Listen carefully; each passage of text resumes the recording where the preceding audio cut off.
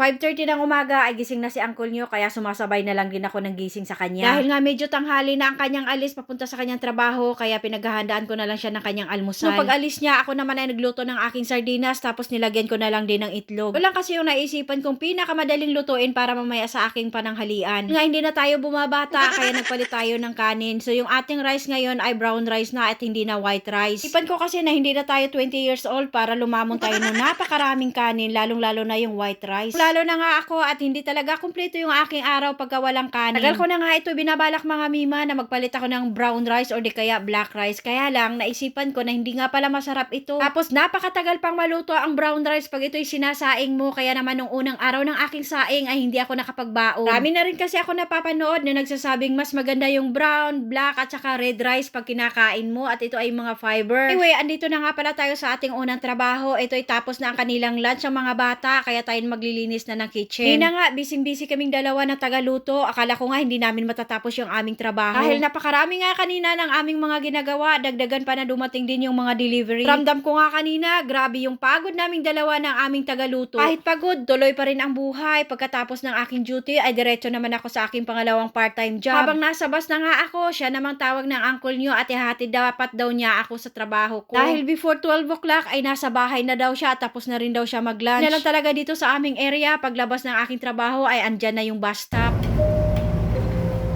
Stopping at next stop. At dahil nga ang pasok ko sa aking pangalawang part-time job ay 2 o'clock pa, kaya pagkatapos ng aking lunch ay nagpunta na naman ako dito sa grocery. Alam nyo na, tirador tayo ng half price or sale. Ito na nga, pagdating namin ng bahay, nakapagluto na pala si uncle nyo ng kanyang scallop potato at saka ng chicken. Pasok ko pa lang ng bahay, grabe, amoy na amoy ko na at nagugutom na ako sa kanyang niluluto. Mula kasi nung na-hospital siya, ngayon lang ulit siya nakapagluto at namimiss daw niya. Tawag pa nga ako sa kanya kanina bago ako pumasok sa aking pangalawang part-time job at kung ano ang papabili niya sa akin. Sabi niya, siya daw ay magluluto mamaya. Kaya ayan, parang parehas kaming gutom na gutom pero hindi naman masyadong halata. Uncle nyo pa naman pag kumakain ay parang hinahabol, ako naman ay easy lang.